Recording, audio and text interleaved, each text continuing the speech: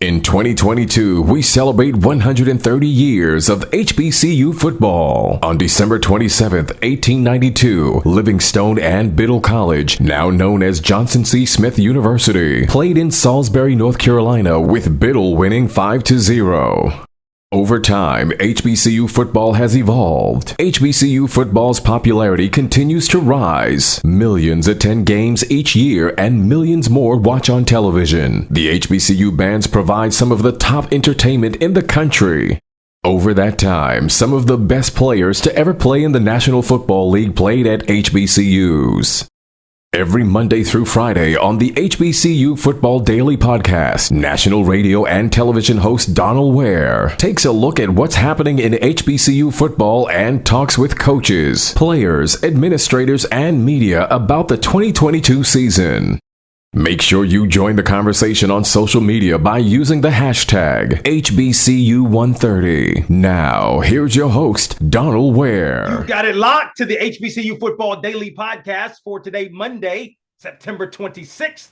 I'm Donal Ware. Hope you had a wonderful weekend and enjoyed whatever time you had with family, whatever time you had, generally speaking, whatever games that you watched. I just hope you had a wonderful time with it. Week 4 of the HBCU football season is a wrap. And as we do on each Manic Monday of the program, we wrap up the week 4, in this case, scoreboard. So let's kind of go through it right now. Jackson State remains undefeated at 4-0, 49-7 over Mississippi Valley State. Left, no doubt, Shador Sanders, another 4 touchdowns in this game. He did have his first pick of the season, but it's a dominating performance in the passing game, in the running game, and on the defensive side of the football by the Tigers.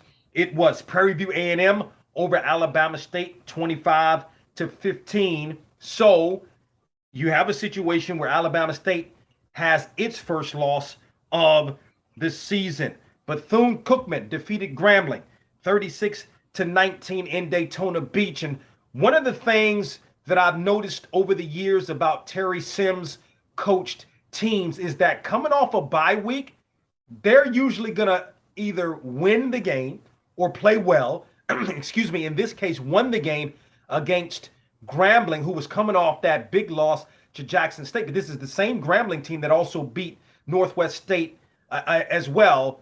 So that's a big win. I think that's a big win. As I mentioned on Friday, everything is ahead of Bethune-Cookman. Meanwhile, for Grambling, Grambling now down 0-2 in conference play.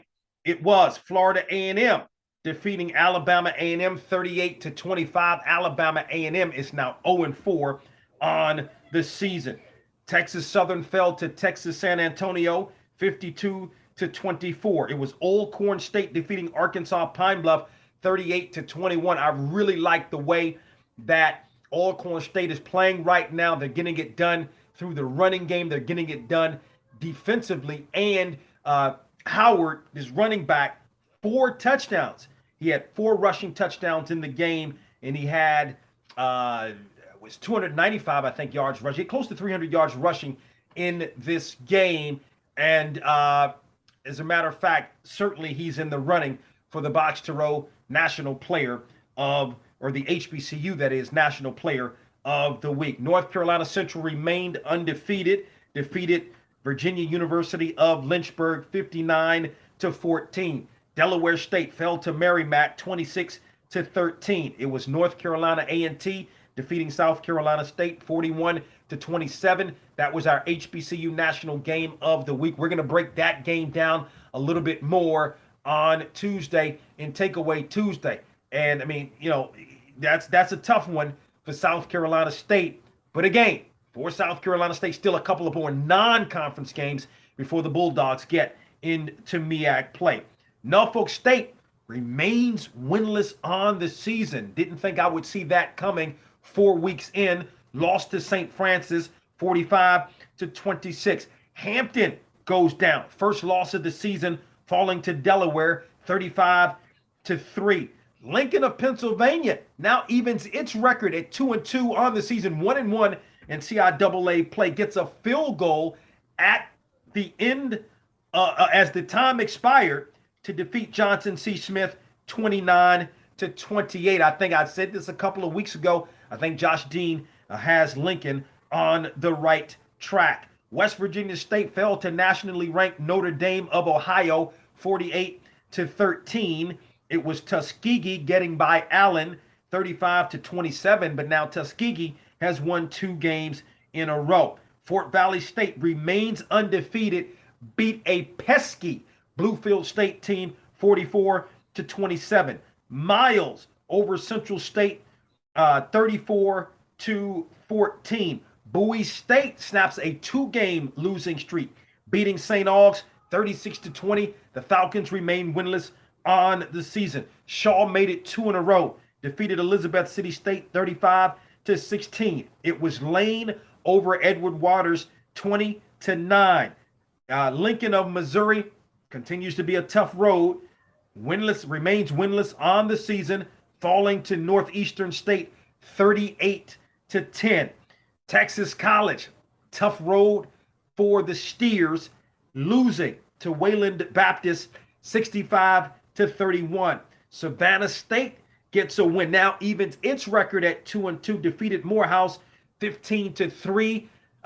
The Maroon Tigers remain winless on the season.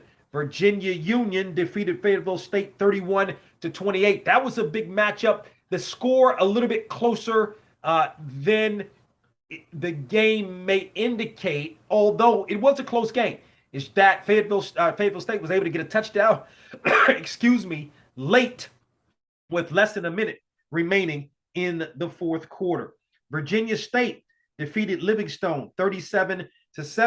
The Trojans have now made it 3 wins in a row. Langston on a mission this year defeated Arkansas Baptist 48-8. It was Benedict, who remains undefeated on the season, defeated Kentucky State 40-14.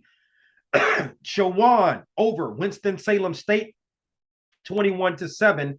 And Albany State continues to roll. Another shutout, this time over Clark Atlanta 35-0. So we're starting to kind of get into conference play. You remember the first couple of weeks, we had a bunch of games now with conference play looming, particularly for the SIAC, CIAA. SWAC is into conference play. MEAC will really be into conference play in a couple of weeks. We'll start seeing more of the conference games. So that's a look at week 4, the scoreboard in HBCU football. Of course, you can go to our website, box2row.com, to get all of these games. Don't forget to tell a couple of friends about the HBCU Football Daily Podcast, where you can find us on our website at box2row.com. You can also find us at iHeartMedia.com or wherever you get your podcasts, and you can find us on the Box to Row YouTube page. Talk with you tomorrow. We hope you enjoyed this episode of the HBCU Football Daily Podcast. You can also listen to the podcast at box2row.com, iHeartMedia, or wherever you get your podcasts. Don't forget to get your HBCU football fix on Box to Row with Donal Ware each weekend on the radio station near you, and on SiriusXM on HBCU, Channel 142, and on ESPNU Radio on SiriusXM, Channel 84. Follow us on Twitter and Instagram at Box to Row for the latest in HBCU football, and don't forget to tell a friend.